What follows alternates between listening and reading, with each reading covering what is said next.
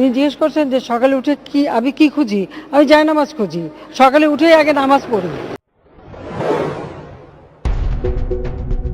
এটি দেখে আপনি কি বুঝলেন? তিনি ৫ ওয়াক্ত নামাজ আদায় করে।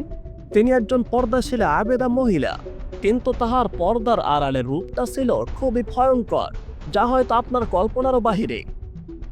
বিনা অপরাধে একে একে আলেমদেরকে বন্দী করেছিল জেলের ভিতরে, কিন্তু তাদের অপরাধ ছিল কি? তাদের অপরাধ ছিল শুধু ইসলামের কথা বলা। কেন তারা ইসলামের কথা বলবে?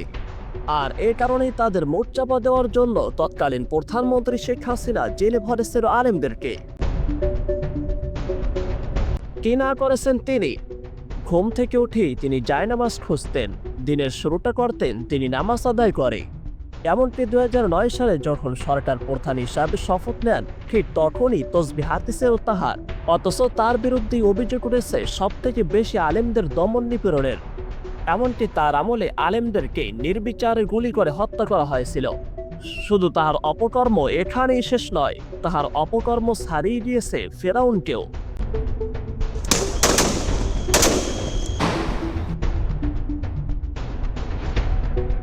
আন্দোলনের সময় যখন মাদ্রাসা এবং স্কুল পড়ুয়া ছাত্র একসাথে নেমেছিল, প্রথমে টার্গেট ছিল মাদ্রাসায় পড়ুয়া ছাত্রদের উপর। আর এই জন্যই অনেক মাদ্রাসা পড়ুয়া ছাত্ররা বলেছিল, আমরা আন্দোলনের সময় স্কুল পড়ুয়া ছাত্রদের মতো শার্ট প্যান্ট পরে মাঠে নেমেছি, কেননা আমরা জানি যদি আমরা টুপি কিংবা পাঞ্জাবি পরে মাঠে নামি তাহলে হয়তো আমাদের প্রাণ এখানেই যাবে।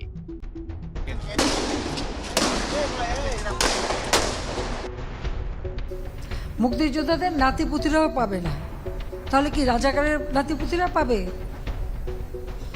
গোটা আন্দোলন করবার আগে তাদের তো পরীক্ষার রেজাল্টগুলি দেখে নেওয়া উচিত ছিল যে কোথায় তারা দাঁড়িয়েছে।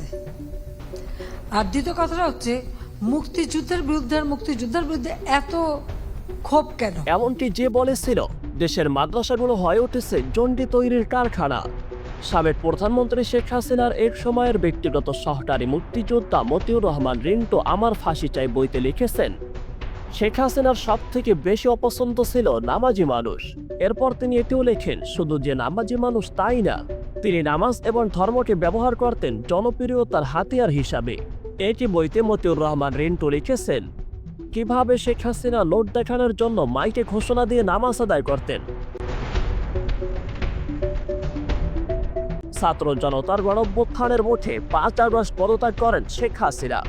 তারপর থেকে একে একে প্রকাশ্যে আসতে থাকে তাহার সেই প্রশাসনের নানা রকম অপকর্ম। এসব অপকর্মের মধ্যে ইসলাম বিদ্বেষী হওয়ার বেশ কিছু অভিযোগ সামনে এসেছে। যেমন কোটা সংস্কার আন্দোলনের সময় গ্রেপ্তার হওয়া ১৭ বয়সী এক মাদ্রাসা পড়ুয়া ছাত্র একটি বেসরকারি টিভিতে সাক্ষাৎকারে বলেছেন, তাঁকে যখন রিমান্ডে দেওয়া হয় তখন ডিবি অফিসের জামাতে নামাজ হতো এবং সেই নামাজের সিসিটিভি ফুটেজ চেক করা হতো। তখন সেই মাদ্রাসার পড়ুয়া ছাত্র বলেছেন, সেই সিসিটিভি ফুটেজ তারা বারবার চেক করে দেখতো আমি নামাজ আদায় করেছি কিনা। এমনকি যদি আমি নামাজ আদায় করতাম তখন আমাকে শাস্তি বাড়িয়ে দিত।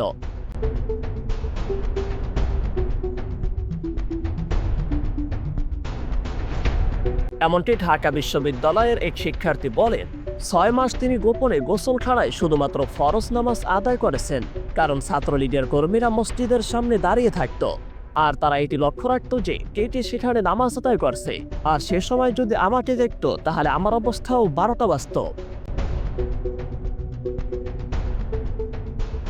এমনকি এছাড়া কয়েকদিন পূর্বে অধ্যাপক ওহিদুজ্জামান বলেছিলেন, যারা পর্দা করে তাদের বিশ্ববিদ্যালয়ে না এসে ঘরে বসে পড়াশোনা করা উচিত। ৩৮তম বিসিএসে প্রথম হওয়ার পরেও বাদ দেওয়া হয় এক শিক্ষার্থীকে, কারণ তিনি ছিলেন একজন কোরআনের হাফেজ। শেখ হাসিনার আমলে বারবার অপকর্ম ঘটেই গিয়েছিল, যা হয়তো মানুষের চোখের সামনে কিছু পড়েছিল আবার কিছু পড়েনি। যদিও নানা রকম অপকর্ম ধরা পড়েছিল শেখ হাসিনা দেশ থেকে পালানোর পরেই, তবে এর ফাঁকে যে সে আরও কি করে বসেছে তা হয়তো মানুষের এখনও অজানা।